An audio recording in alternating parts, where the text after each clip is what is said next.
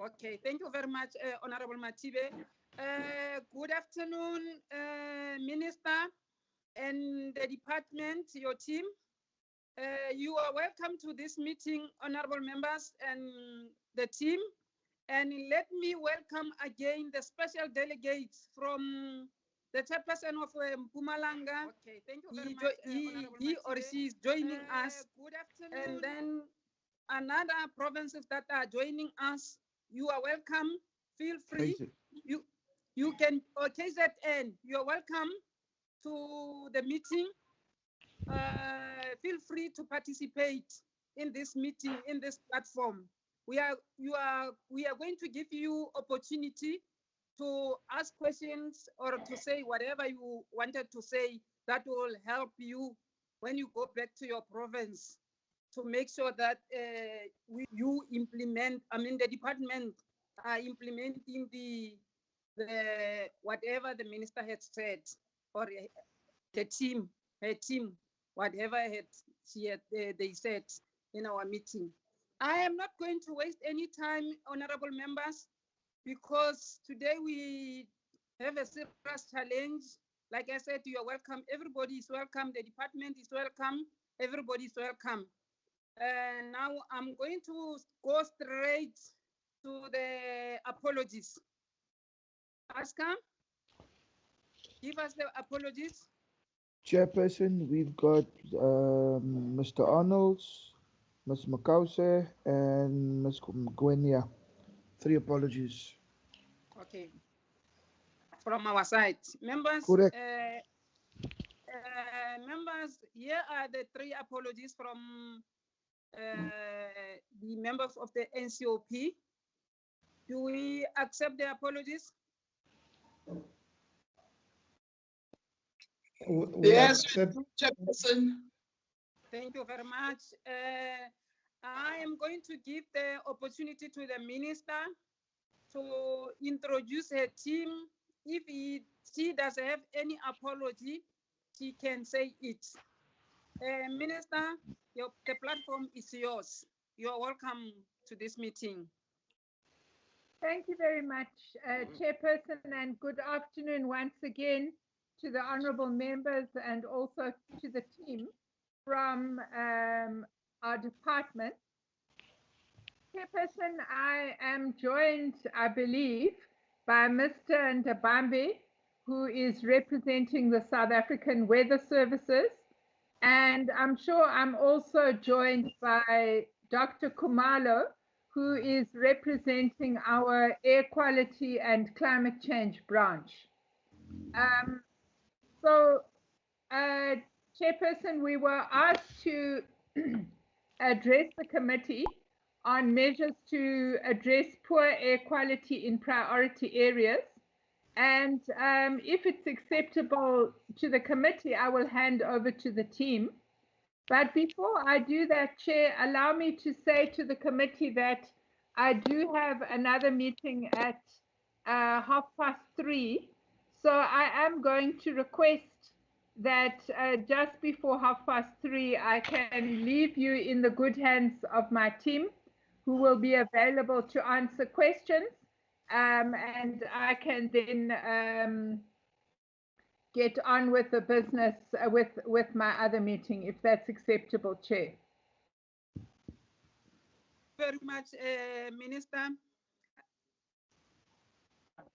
Your team can continue, but before you leave, Minister, let me say this one in the meeting. Last time you sent me with your team, they did marvelous job. They did very well to the legislature. Thank you very much, Minister. Your team is welcome. They can introduce themselves when they are presenting there. Thank you very much. Is Dr. Khumalo in the meeting? Yes, Minister, I am here. Are you going to start with the presentation, Dr. Khumalo? Yes, I can start, Minister. Please go ahead. Is it showing? I have tried to do screen sharing. Yes, it is showing.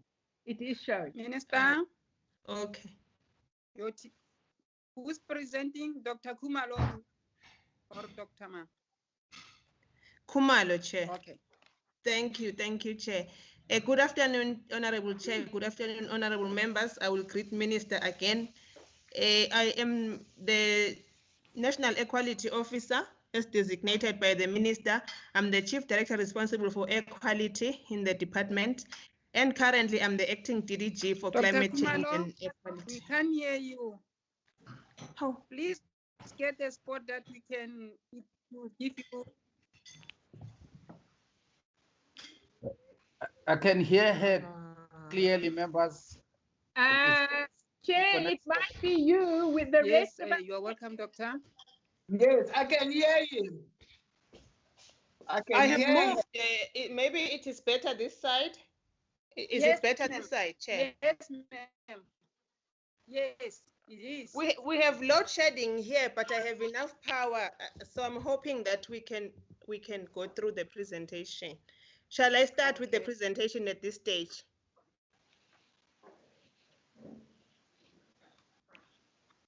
Am I frozen?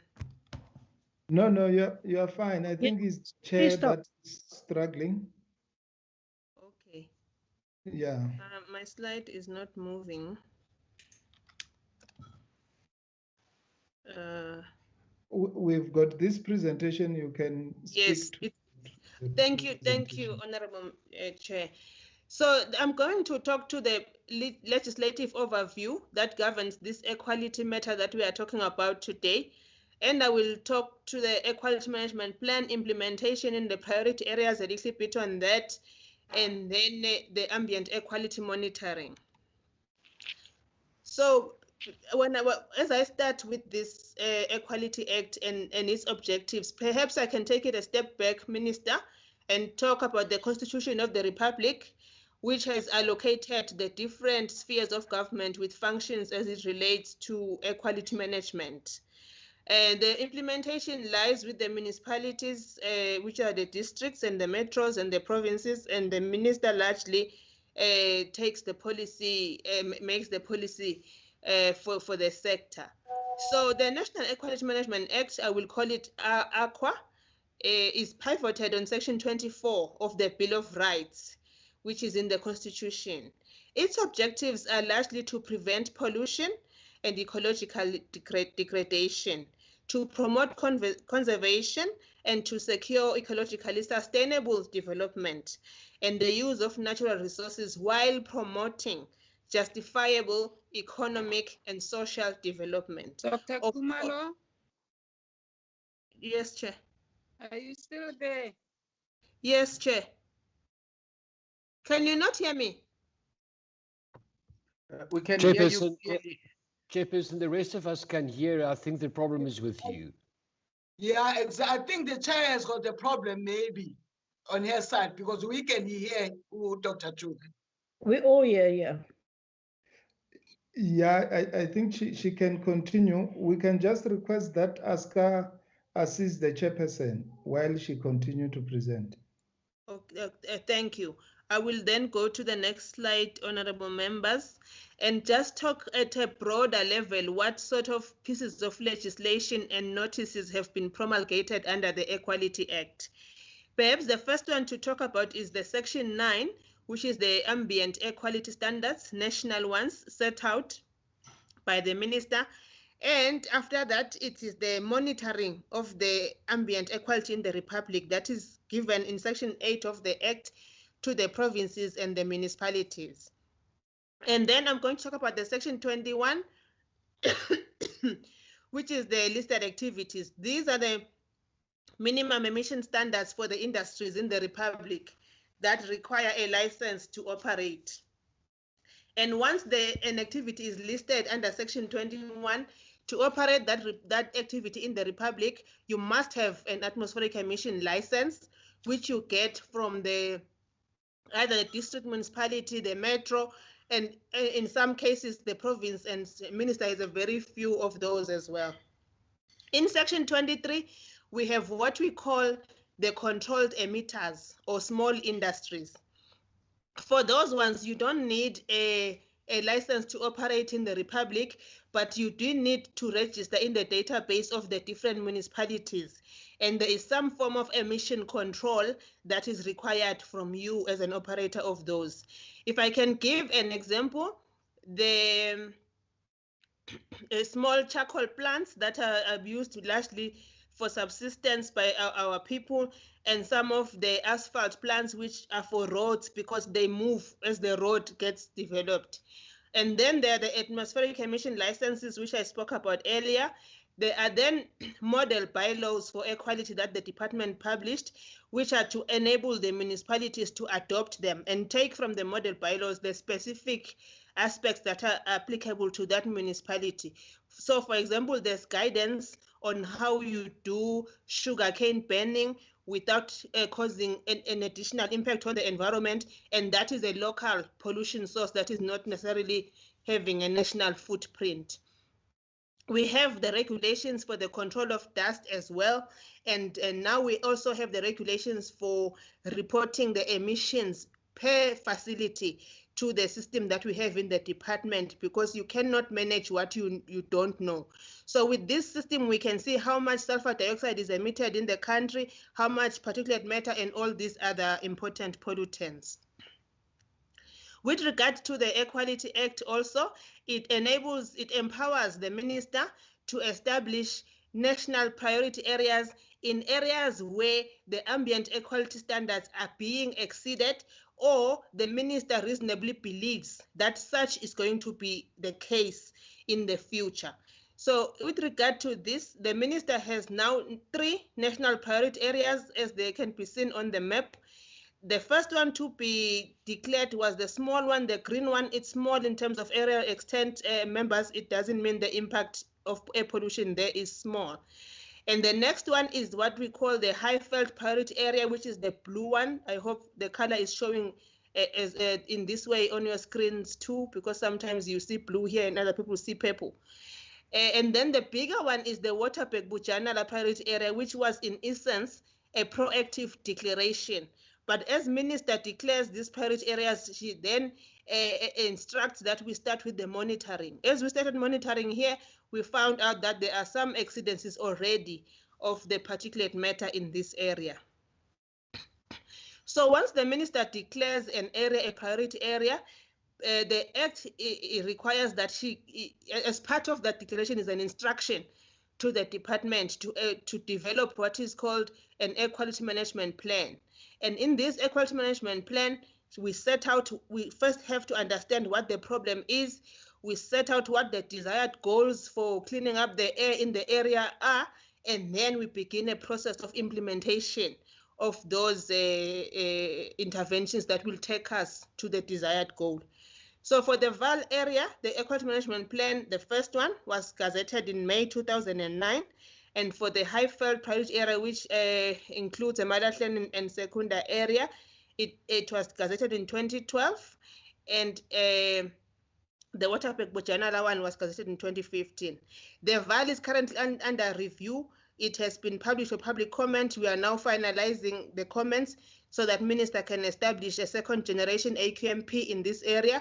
And we are just starting with the Highveld priority area one. After that, we will then review the Waterberg Bujanala one.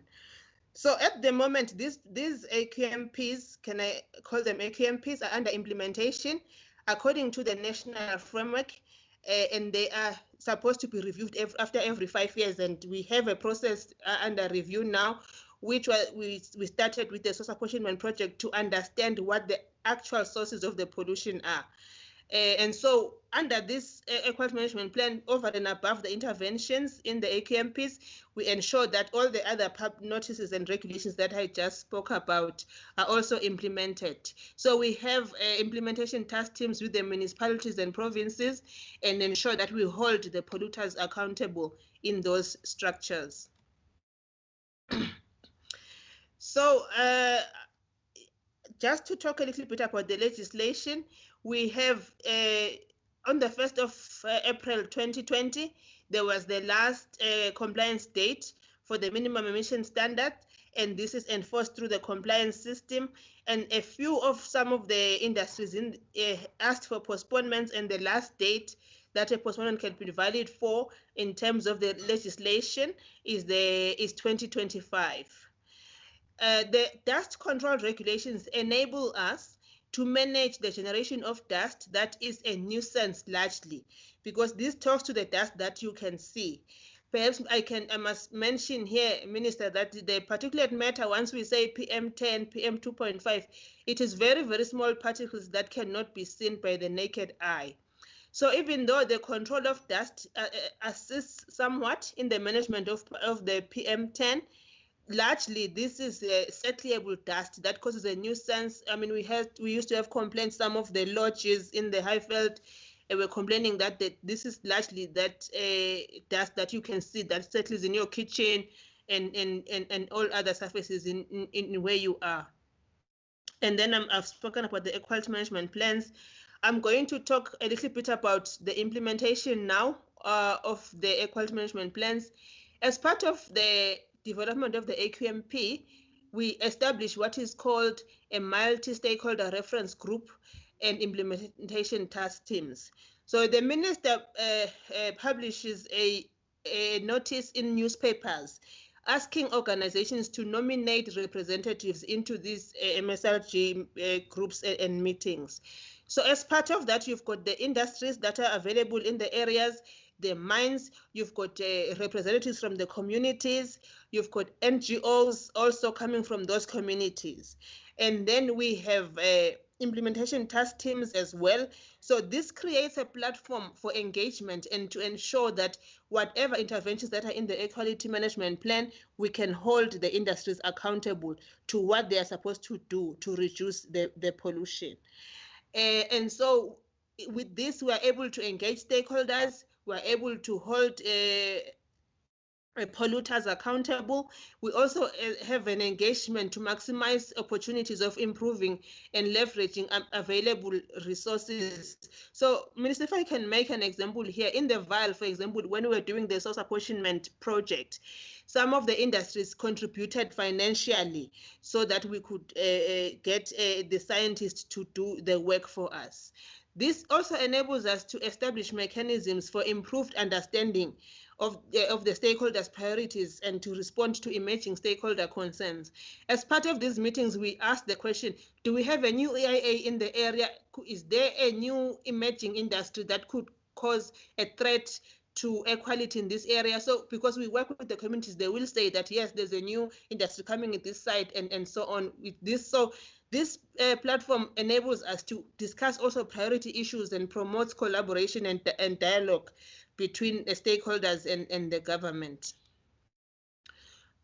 So in the priority areas, we have, I would say, received special attention from the department because we've had to spend lots of money doing health studies. So the health study, we were looking at the profiles of the people and trying to understand for the days where the air pollution levels are high, what do we observe in terms of the health of the people, so we could begin to link those two parameters.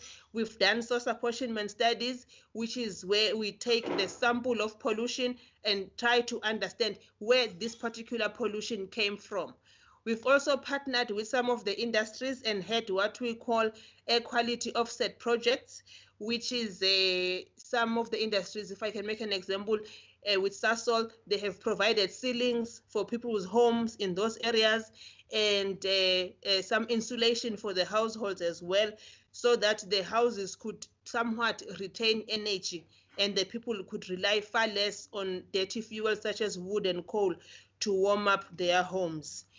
There was also a pilot project held in these areas for alternative fuels to see what other sources of fuels could be useful for the communities so that they burn less coal, because they breathe the smoke from those fuels unabated.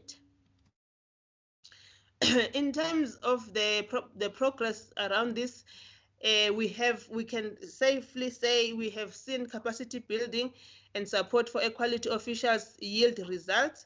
We have promoted cooperative governance in equality management in these areas. We've enhanced the knowledge and understanding of equality even within the communities, because from time to time we have community engagements and revisit and ensure that people have an understanding of what this air pollution means and it does to their health. We've also supported the effective systems and tools that we have, and we've seen emissions reduction. There is also massive compliance monitoring and enforcement in these areas. When you, I think I will talk to the reductions when I get to the slides. So if I can just explain at a bit of more detail on what those desired goals that I was referring to earlier could be. Capacity building and support for equality officials. This is where we provide training and we ensure that the other spheres of government can develop their AQMPs, taking from the larger one of the priority area, provide atmospheric emission licensing support. Minister has ambient air quality monitoring stations in these areas that are being managed by the South African Weather Services. I will talk to that later. And so we also have extensive monitoring and enforcement activities in those areas. The second goal is to promote cooperative governance in air quality management, to ensure that other departments of government work with us as well, because there will be mineral resources. Mining causes a huge impact on air pollution. We also engage the Department of Health and Human Settlements and energy on some of the aspects that relate to what they need to do in their respective mandates to improve air pollution in these areas. Of course, there's the enhancement of knowledge and understanding of air quality. As I indicated, we have training, and so I'm not going to speak about that again because of and air quality management supported by effective systems and tools. We have monitoring, and in these areas, I must add, Minister, to say it's not only the department stations that are managed by SAAQIS, that are owned and managed by SAAQIS, that monitor here. Some of the provinces also monitor in some of the municipalities. So what we try and do is not duplicate efforts. We try and space the actual station location so that we can spread the limited resource across the areas. Emission reduction strategies we also include in the equality management plans, and we hold the industries accountable. What we do is once we have agreed in the AQMP, we ensure that those targets are effected in the licenses, because that is the document that then holds these license holders accountable. And we have environmental management inspectors in the department that collaborate with provinces and municipal ones and have what we call enforcement blitz from time to time without informing the industries to say we are coming on this day, so that they just go there to see what levels of compliance are achieved on a daily basis. And we've seen quite good results from these exercises. So in terms of here, I'm trying to show members what we have seen as improvement in government capacity. This talks to the appointment of relevant people to perform the function and some of the improvement. So over the years, what have we seen to be the case? So on the far left, you see that graph that is for the Val Triangle area, and the next one on the right is the Highveld, and the bottom one is the Waterberg.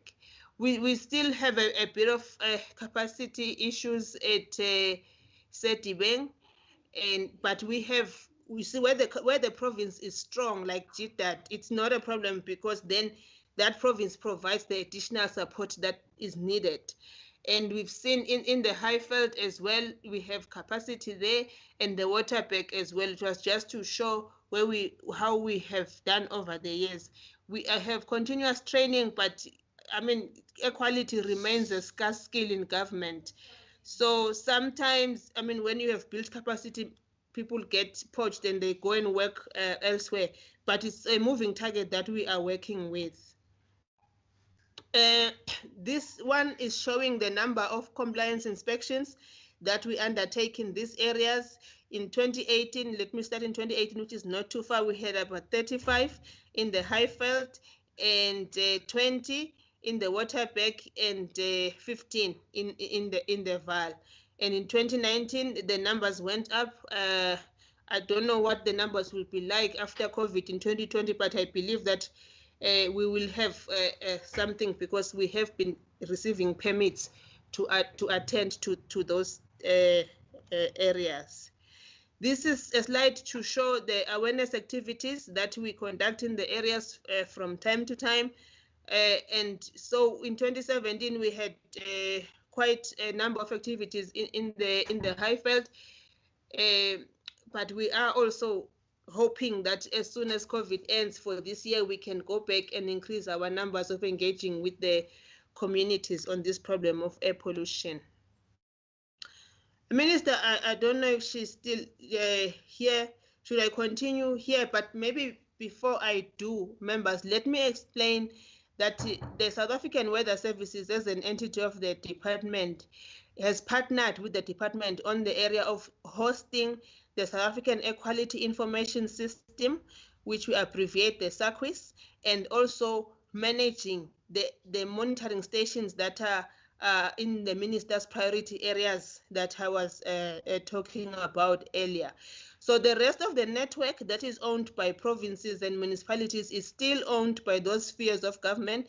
But what the South African Weather Service does is ensure that that data is brought into the SAAQIS and disseminated to members of the public. Chairman, maybe Minister can guide. Should I now hand over to SAWS, Minister? Should I continue? Yes, maybe let Mr. Ndabambe do the SAWS presentation, and then you can answer questions together.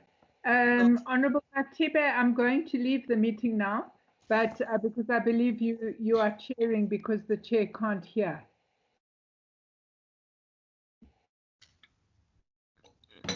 Okay, thank you, Minister. I now hand over to Mr. Ndabambe. But I will control the slide, Nigel, because they are on my side. Minister? Okay, thank you. Mr. Kamacheti, who is a specialist, is in the meeting. So he's the one who's going to be talking, honorable members. Kama, can you just go through the slide? I hope you can see them. Honorable Minister?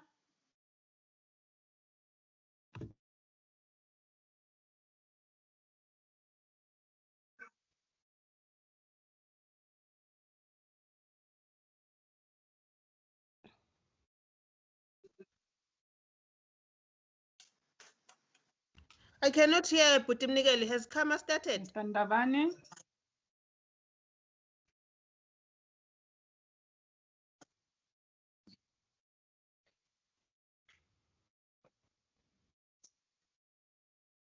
Maybe let me proceed, Chair. I don't know if... Yeah, you can proceed. It's like the chair is struggling with the network. Okay, I can, because also I thought Kama would come in, but it's not happening. Maybe just to proceed here, this slide is just to explain to the members the actual legal requirements for monitoring ambient air quality in the Republic. They are found in Section 8 of the Air Quality Act, and the reason we monitor is to determine and report the state of ambient air quality in any area, so that we can understand whether the people are enjoying their right to air that is not harmful to their health and well-being. But there is also the additional advantage of checking whether the policy interventions that we have in place are making the required improvements in the ambient air. My slide seems to be frozen. I don't know why it's not okay. So the objectives of monitoring ambient air is to report the state of air and to ascertain whether the standards are being met or violated, to assess the effectiveness of air pollution control strategies, and to also provide air quality information for strategy development, air quality research, and all other types of air quality modeling, so that we can, because some of the data is used by universities and then they just do research and we then discover new things that way. Perhaps before I go to the actual network members here, let me explain that the different stations that we have in the Republic have different monitoring objectives. At the moment, the entire government, this is national, province, municipal, we have 130 monitoring stations across the country. Each one of these has a particular objective. So if I can give an example, we have a station for those members that have driven past the Baklu interchange. There's a white box that looks like just a big white box. It's a monitoring station, and it is owned by the city of Johannesburg. It is largely placed there to monitor traffic emissions, but it also picks up some of the pollution that comes from Tembisa. I'm just using this example to explain that each station has different objectives. Some of them are sitting at the fence line of an industry because you want to see how much effect on the environment comes from that industry. So the South African Air Quality Information System, the SAAQIS, the stations are connected there. Some of these stations provide real-time information every 5 minutes. You can see the data being upgraded. And we have the website for the SAAQIS. We also have the app. So if you have a smartphone, whether it is an Android or an iOS platform, you can download the SAAQIS app and you can have the state of air information at the tip of your finger. Some of the stations, though, I must say, members don't report live, but we have sufficient stations reporting live for members of the public to see where the state of air.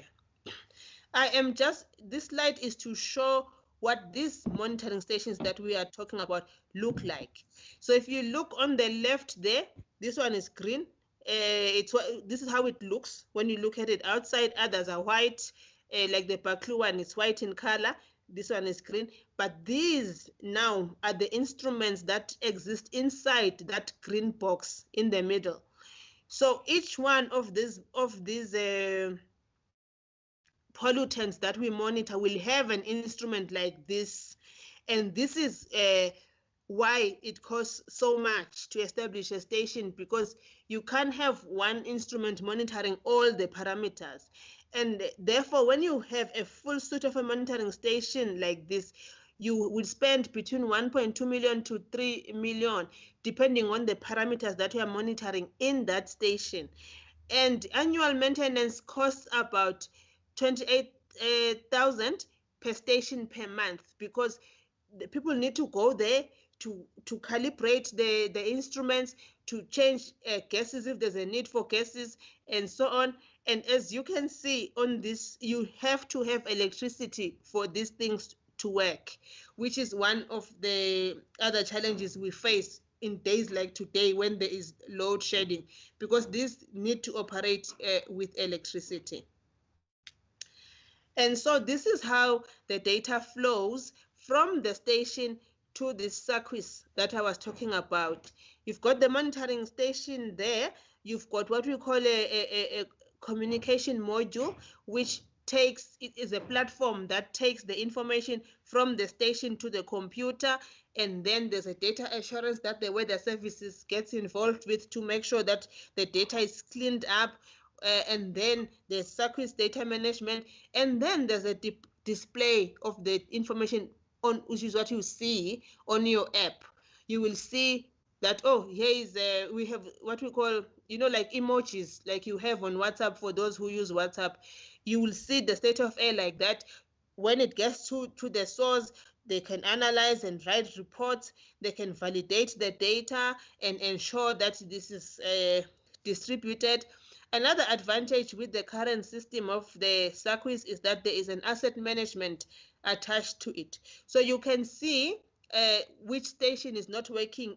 As soon as this begins to perform, then you can respond proactively, although sometimes you would have lost some data, like now with load shedding, you have lost data, but at least you can see, and then you can understand that, no, there's a load shedding in that area, instead of realizing this a year later when you want to write the state of air.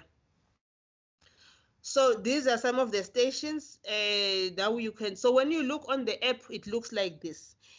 When where there's red, it will show you here is the index there that these levels are high now. It's above the standard. Where there's green, it's compliance. Where there's yellow and orange, it's on the zone of it's getting bad. But the way we've done the app on the phone, you will have a smiley face where it's green, and the face becomes sad when the levels are too high. With their meeting, but it's fine. This is how it looks in the app. If I'm requesting members to download the app, then you can just click on that red dot. It will tell you that this is the clip repair station, and the Honorable pollutant that Abstract, is can you strained mute is the the mic? carbon monoxide. Secunda one is happy, but the SAAQIS station is showing ozone levels that are reaching the alert zone. So with this, you can see like firsthand like this, but you can also download data on the app and plot to see historical trends. You can generate reports, and you can personalize your app if you have those IT abilities. And so we now at this point we've developed a quality management system, which is to give guidance to all the networks in the country on how we can get SANAS accredited processes in these stations and ensure that we are receiving credible data that we can proudly say these are the levels in the country. And we have extensive and continuous training programs that the Weather Services does with the officials to improve the capacity in air quality monitoring.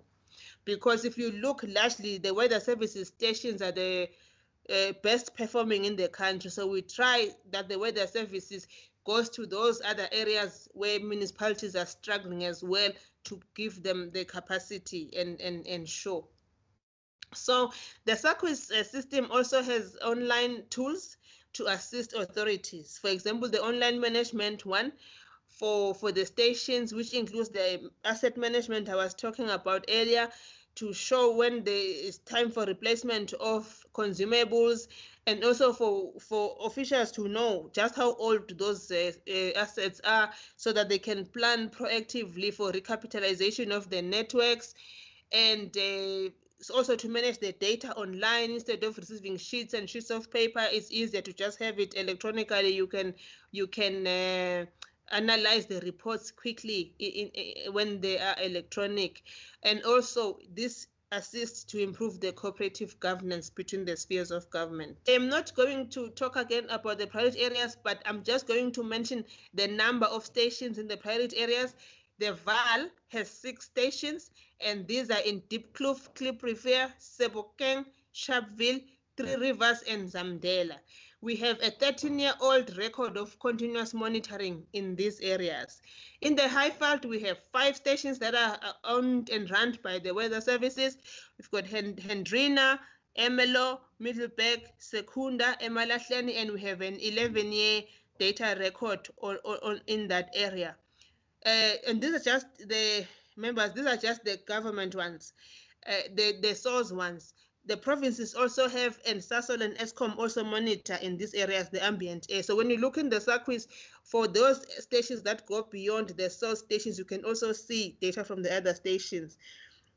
In the Waterberg area, we've got Liphalale, Mokopane, Tabazimbi, and Zanadu stations, and we have a 6-year data record on this one. ESCOM is also monitoring in this area.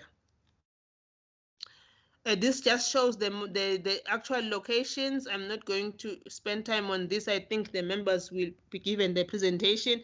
So, for example, 4 there on the map is the Middleburg station, and members can look at this. I think the presentation has been supplied. This is just to show them on the map as well, a larger map, just to place them. There's Bronkhorstspruit there, there's Potchefstroom there. Where are these areas that we are saying we are monitoring? This is a view that you would get on the SAAQIS that we are talking about. And here, members, are some of the pollution trends over the years. This is the Highveld priority area, and we have the PM10 and PM2.5. I had said, I don't know, But the particulate matter is a problem pollutant in this republic for two reasons. Yes, we have activities that generate particulate matter, but we also a dry country as compared to some of the countries in Europe where it is continuously raining and there's snow sometimes. And we also have bare patches of land, like in the Northern Cape, where even a simple wind generates the dust from the soil. So with this, when you are going to, I'm sorry about this, when you are going to establish standards, you need to consider the background levels. We also when the winters are dry and long, you get dust suspended in the atmosphere for longer periods, and then you get into non-compliance. But we do have a lot of activities in the Republic that generate particulate matter. So we are in non-compliance in the priority areas on the particulate matter. I'm just trying to move the slide now. This is the VAL, also showing very high levels of particulate matter, and this is why they remain hotspots. Perhaps at this stage, I can mention, members, that according to the legislation, when these areas have reached compliance for a 2-year period consecutively, the minister can then withdraw the declaration of the area as a priority area. And as you can see here, we are not about to get to that stage with these levels, but we are working on it. I said in the water pack, when we started monitoring, we realized that there are actual accidents of the particulate matter because there's generally mining activity that is taking place there, even though it is not as highly industrialized as the VAL or the Highveld. Some of the challenges as it relates to ambient air quality monitoring, it is expensive, as I've spoken earlier about the cost, but they increase largely because things do become expensive over time, but also usually the exchange rate of the dollar and the rand affects this because these are not manufactured locally. So we buy them overseas with the dollar, and it affects that. And so also our communities, unfortunately, from time to time vandalize these stations. We relocate most of the stations. Like at this point, most of the stations are either at a school, at a clinic, or at a police station, or just where there is security. But we do also get some of the members of the public stealing the power lines that are supplying the electricity to the stations. And with that, then you have extended days where you are trying to replace a power line and you are not recording data. Another challenge that we have, members, is that some of the municipalities do not allocate sufficient budget for the management of the monitoring stations. We have discussed this and presented to MINTEC and MINMEC to say they need to allocate at least 15% per year of the capital budget they spent, but from time to time we have these challenges. And so we then have data gaps, but also technical capacity, of which I spoke to the weather services training some of those officials from time to time. I'm trying to move my slide now. Okay. So what are we going to do then for the future station management with these problems that I have just described? We continue to maintain the stations and keep them functional and meeting the minimum data requirements. So one of the things we are trying to do now is to place a moratorium on the procurement of new stations, because what we find is that a municipality will have a station that is not working at all, and instead of fixing that one, they just buy a new one. So we've tried to say they must rather use the money to get the non-working ones to work. So we are also looking at having low-cost devices that have far less maintenance requirements, and just these ones, because you cannot necessarily report compliance in terms of the standards. They have the reference methods that you can report compliance with, but you can use them for screening, and if there are challenges, you can then invest in the expensive equipment to monitor. So we want to do that data management and checking how much these compare to the reference stations. In conclusion, members, we would say, as I have said earlier, that particulate matter is still the greatest pollutant of concern in the Republic. And as such, I spoke a little bit about the climatic conditions, because one of the things that happens in the winter is that the air parcels get trapped, because it's cold. They don't move around much. So this affects the levels that we record. So we do still need continued and increased action from all the spheres of government to bring these particulate concentrations down to acceptable levels. Thank you, Chair and members. Thank you very much. That's my presentation. Thank you very much, the presenter. Now I'm going to give to honorable members to ask questions. I'm going to start with Honorable Klute, Honorable Nana, and then Honorable Makiri from Mpumalanga, and Honorable Laboskakni, Honorable Chairperson from KwaZulu-Natal, Honorable Bibi, and Honorable Matibe. Thank you, Chairperson. I just want to make sure, am I audible? Yes. Thank you, Chair. Yeah, just a few questions on what was mentioned here today. I just want to know the air quality management plans that were referred to, especially the one in the Vaal Triangle, which is basically at the implementation stage at this right now. Are they available to the committee? And if so, can we maybe just get copies of those plans? The other question is regarding the Air Quality Act gives opportunity for municipal air quality bylaws. My question is, how are those bylaws in municipalities implemented and policed? In other words, who is checking that municipalities also adhere to making sure that those bylaws are implemented correctly? Another question from the documents we received, I think it's page 34 that mentions challenges, and I quote, compromised security at monitoring stations owing to criminal activities. Does this mean that those stations have been damaged?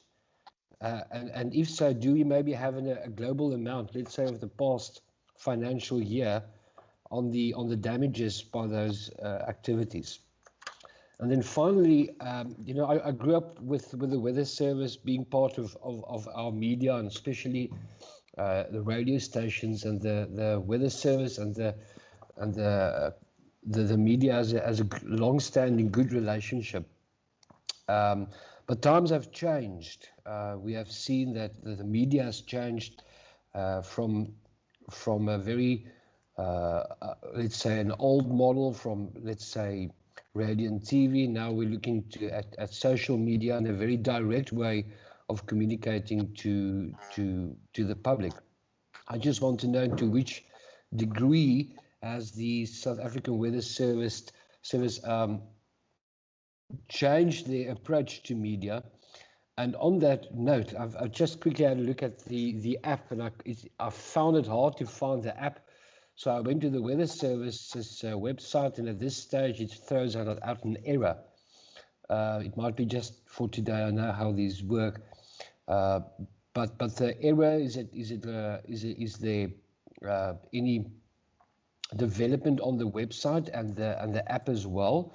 And how has the Weather Services approached, let's say, the new communicating model now? Thank you. Thank you very much, Honorable Klute. Honorable Nana, if you are not struggling with the network again, myself today. Honorable Nana. Okay. Okay. Let me give to Honorable Honorable from Pumalanga. MKM what? Honorable from Pumalanga, Mr. Makringe. Makaringe. Oh, Makaringe. Makaringe. Oh, thank you very much for correction. Thank you very much, Honorable Member. Makaringe.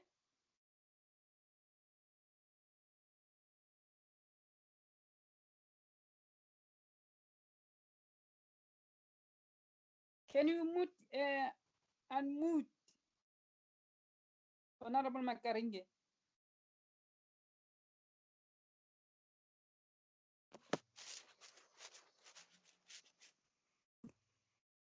And Aska, can you help Honorable Makaringe? Okay.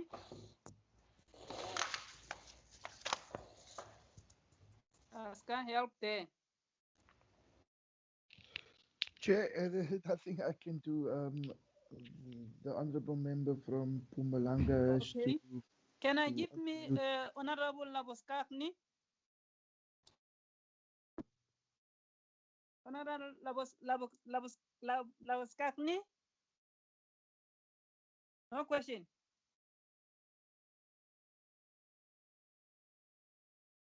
Honorable Laboskakni? Can you hear me, members? Maybe I'm She's lost again. muted. She's muted. Honorable Can unmute. Laboskakni? She's still muted. Aska, can you assist? Yeah, she's muted. I'm sending her a message. Okay, in the meantime, can I give to the chairperson from KZN?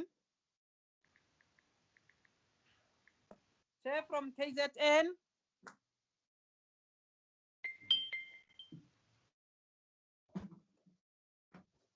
Chair from KZN? Okay, Honorable Bibi? Emma. Honorable Bibi, the platform is yours. Okay, where Imag? Okay. Oh, No, thank you very much. Not, I was going to check whether, are the all presentations being presented today? okay. No, I just wanted to check with the presentations that were given. Now, I will still have another presentation.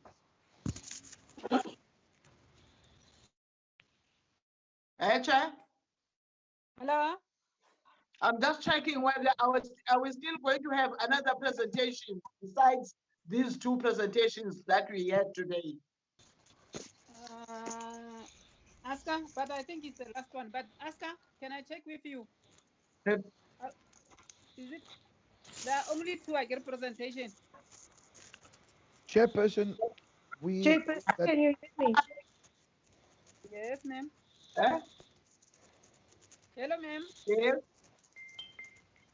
Hello, this is Honorable Labuskaghni. Can you hear me now?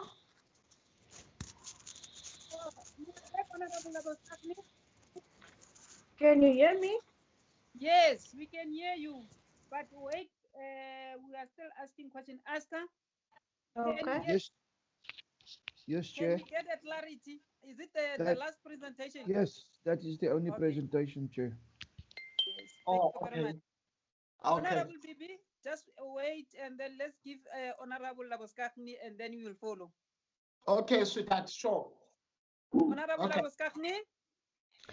Thank you. I just want to ask a question on the monitoring stations. In the presentations, I mentioned the climate monitoring stations for climate change.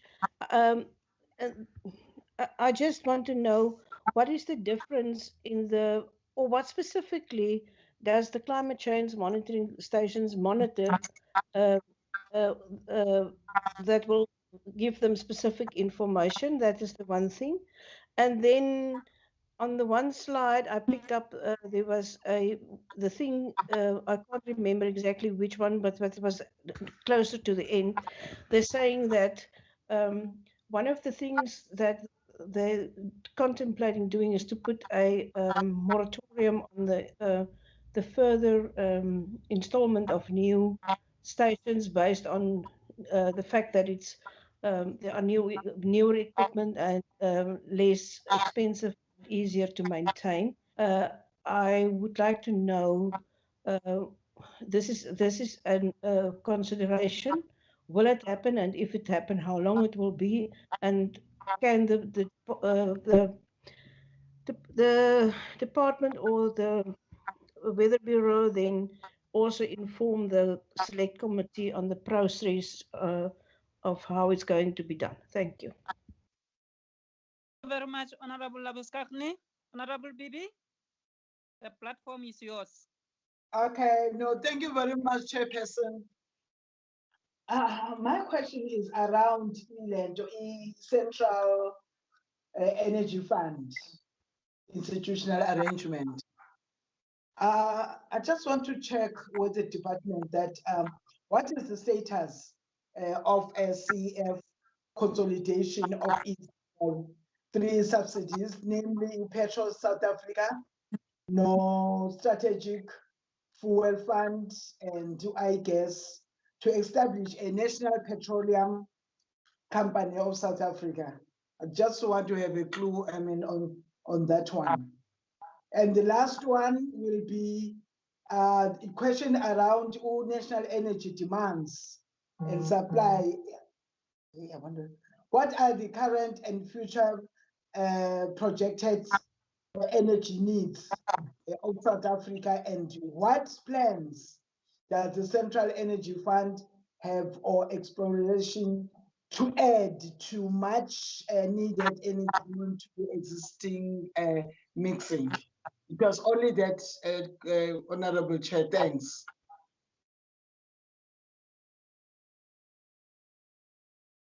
Thank you very much, Honorable Bibi.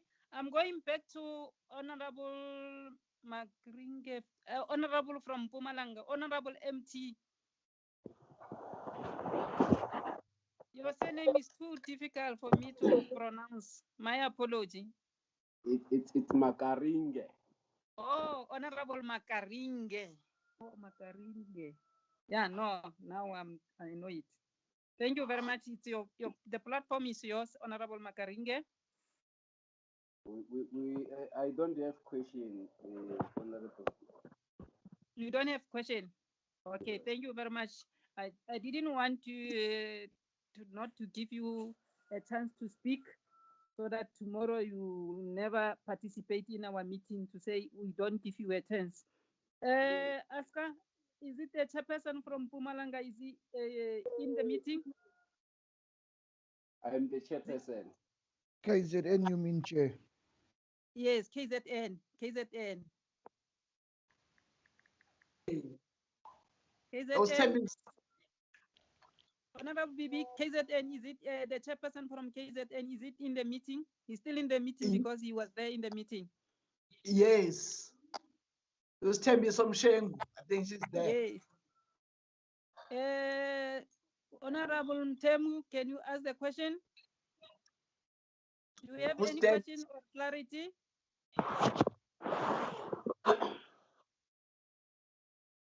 Okay, none. Okay. None.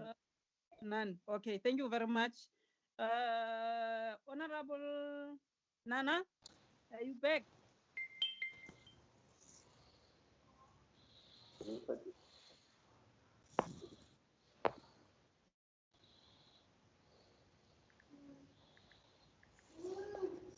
Honorable Bibi, take over. Honorable Matibe. Honorable Matibe. Thank you very much, Chairperson, and greetings to honorable members. I think today we are struggling with the network. It's very tough. It's a problem. Very tough. Yes. Yeah. No, I just wanted to check on the station for monitoring air quality. just to expatiate on Honorable Plute's question, what is the rate of vandalism in different stations that are there, and how do they mitigate any form of vandalism that they might experience? And in cases like today, where there is load shedding, what impact does it have on the monitoring of air quality, just on average, to say annually? Because if vandalism and load shedding, they can have an impact to an extent that the data that is there might not be as accurate as they would wish it to be. When I look at the spread of the stations, they are very sparsely spread across the country, and I just want to check: does it not affect the data that they collect and the mitigation effect that will be required in terms of that? The larger parts of the area are not covered, which are areas which have got high emissions of greenhouse gas, like your area in Mpumalanga, areas in Limpopo where there is coal mining, as well as stations for electricity generation. How do they mitigate? Do they have good support of private monitoring stations, and how do they interface with the private monitoring station in that regard? Those are my few questions for now. Thank you, Chairperson. Thank you very much, Honorable Matibe. Any follow-up question before I give back to the department to answer? Honorable Klute? Yes, Chairperson. Sorry, just one more question I forgot to ask. South Africa has implemented the carbon tax, which is a big step towards climate change mitigation. Now, I would like to know, maybe from the Weather Service, why South Africa has only one greenhouse gas emission monitoring station and is based in Cape Town at the Point Station in the Nature Reserve at the southern end of the Cape Peninsula, and none in regions with heavy HG industrial activities. Why is there only that one? That's my question. Thank you. Thank you very much, Honorable Klute. Chairperson. Any follow-up? Honorable Nana, are you back? Honorable Nana, it's your platform is yours. To bring my faith to attention. Can you hear me now? Yes. Oh, Chair, firstly, man, I need to apologize. There are high winds, strong winds in the Eastern Cape yesterday and today. So the signal is very much unstable. All over the country. Chair, I was partly covered by Honorable Klute insofar as damaging of stations are concerned. But what I wanted to ask, I had the department saying some of these stations had to be relocated to places such as schools and other premises where there is security. And this is as a consequence of vandalism. Now, what I wanted to check with the department is how much community involvement is put in place by the department when establishing these stations. I'm asking this, Chair, because as far as I am concerned, more often than not, when these kind of projects are rolled out and that particular community is fully taken on board, and the end result is that community owning that project, and therefore eliminating or reducing chances of vandalism. I wanted to check to what extent are these communities involved, because as I said, I do believe if communities are fully involved, they are the first line of defense when it comes to this kind of projects. That's all, Chair. Thank you very much. Thank you very much, Honorable Nana. Any follow-up question before I give department? None.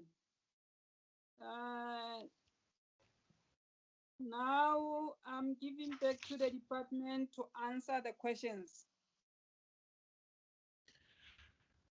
Thank you, Chair. Can you hear me? Yes, ma'am. Yes. Hello, can you hear me, Chair? Okay. Yes, I can hear you. Okay, I'm going to start answering now, Chair. Honorable Kluter asked about the municipal bylaws and how they are being implemented. These are implemented by municipalities. So they adopt the bylaws and run a public participation process within that municipality, and they get approved by the municipal council, and they become the law in that municipality. We do, in the annual equality report how many municipalities have adopted the municipal bylaws, when they were promulgated, and the status of that work is provided annually in the equality report, Chair. In terms of the security issues, first of all, Chair, when we're going to locate a station, it has to be in an area where there is a continuous supply of electricity, because they don't work without electricity. So that is why in most cases they are in schools and police stations and clinics. But we do have some that are not in areas like that, which we then relocate. Like, for example, I think it is Olivenhof, which I forget the name of that one, that the members of the community kept stealing the power lines where it was, and in a residential area, and so we moved the station. So what I understood, Chair, was that the Honorable Kluter wants us to provide a report on the amount that the department and the different owners of the stations have incurred as a result of this vandalism, which we can provide as a written report, Chair. Honorable Lamskakni, I think perhaps Miguel, I hope you are still in the meeting. You can talk to that one of relating the monitoring for climate change and the carbon tax. But we do not have in the interior, the monitoring that we do is for air quality in relation to the ambient air quality standards that have been established in the country. So we monitor largely on the basis of the ambient air quality standards. And of course, there's different emphasis in different areas. For example, we are supposed to monitor particulate matter in all the stations, but in some areas, some pollutants are not an issue. For example, ozone, we don't monitor it everywhere, Chair, because there are areas where the ozone is generated. Another question from Honorable Labuskakni was around the low-cost monitoring. Yes, this is a consideration. We will provide in writing once the process is initiated. We were looking at this as a means to cover the other areas in the country where there is no monitoring, and we can then invest in monitoring when we pick up challenges using these low-cost monitors. But we will provide the information, because the honorable member was asking when will it happen and how the process is going to unfold. We will provide that information. information. About the Senate. Chair, let me apologize. It is not the work of the department. The CF is actually the entity of the Department of Minerals and Energy. And so we cannot provide a correct response on this particular one. Chair Honorable Masibe asked what the rate of vandalism is. We can provide some of the stations, I just don't remember now which one we can provide in the report. We had to decommission completely because of this vandalism. But we try and put these stations in areas where there is some form of security. When there is load shedding, Honorable Chair, there is no data recording. We have internet UPS that runs only for a short period of time to keep the air conditioner on, because otherwise we lose also the air conditioner, and after a while it also shuts. So when we see for extended period, we don't need to do that, but when the power returns, we then continue to monitor. So what we then do is when we present the state of the stations that didn't meet the minimum data requirements, so that we can be able to compare apples with apples. Otherwise, you put a 3-month data set to compare it with a 12-month data set, you will not get the correct results. In the areas where there is a lot of monitoring stations, it's around this Highveld Valley, all these private areas where there are significant air pollution problems. So we have good cover, Chair. Even though some of the stations are not owned and run by the weather services, we do get sufficient data. But South Africa being a big country, there are areas, for example, if I can use the Northern Cape, where there's vast amounts of land without any particular monitoring, for many reasons, Chair. One being the fact that there is not big air quality problems there, but you also need power to install these stations. So some of the areas is where we are saying we can put these low-cost monitors so that we can get to assess whether we still do not have a problem in those areas or not. So we have provided guidance in the MinTech processes to say these are the critical areas where we must monitor. In these areas, we can do a screening process to just check how things are over time, and so on and so on, Chair. So I will leave the gold station one to solve, but let me answer the last one, Chair, from Honorable Nana.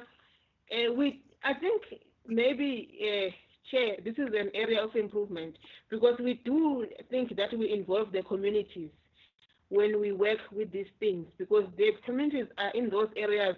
You have to consult them. You can't just put a station and go without talking to them. But maybe we can improve in this area and do more. I think if members, as I understand the guidance, is that this would help. But I think perhaps, I don't know, Chair, because I see also how members of the public vandalize schools, that we will do our best. I think it's a guidance we are taking from this committee. I will take it back to the minister to say we are advised to do more community involvement when we are going to set up. So that will be all from me, Chair. Let me now hand over to Source to talk on the GO station. Thank you, Honorable Chair. May I? My name is Mnike Lindabambi. My name is Mnike Lindabambi from South African Weather Service. South Africa is actually proud to have a global atmospheric watch at Cape Point, because it is one of about 30 stations in the world. And I think in Africa it's only 3.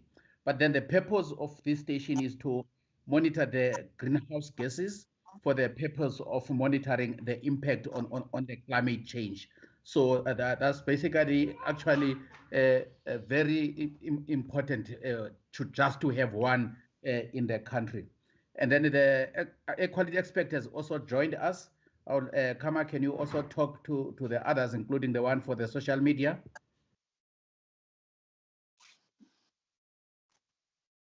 Okay, thank you. Good day to everybody, honorable members. With regard to the SAAQIS app. It's available on your app stores. You need to search for SAAQIS and download. It can operate both on Android and iPhone. So you should be able to download and then install and then access air quality information using the app. All information on the app is available near real time. With regard to the South African Weather Service app, you need to search for Weather Smart app through your app stores. You can download and install that app, and it allows for you to also have functionality of storm tracking apart from the weather forecast. That's okay, and then the estimate of damages to stations in the previous financial year, it's in excess of R1 million because some instruments were actually stolen apart from the screens, computer screens from the station, and naturally there's damage to our security and our housing, which are like the doors and the gates. The improved measures that we've installed at the stations, they include installation of cameras. All our stations have armed response and cameras, but we upgrade in the sense that we have monitoring from different points around the station. And I think, okay. And then the one point around how we interface with the industry stations, there has been agreements with many of the privately owned stations to report data to SAAQIS, and this is in place. So a lot of the industry-owned stations, like from ESCOM and SASL, we've been working on to ensure that they report live to SAAQIS. That's also something I could respond to. Thank you. Thank you very much. Thank you very much. Any follow-up, members, after the response from the department? Chairperson, Honorable Klute here. Yes, Honorable Klute. I would just like to request maybe in the meeting now, there were two reports I would like the committee to receive. The report then on the vandalized stations, and we just heard about the R1 million per year plus. So I would like to hear whether it's possible to have a report on that, and then also a report on the municipalities that did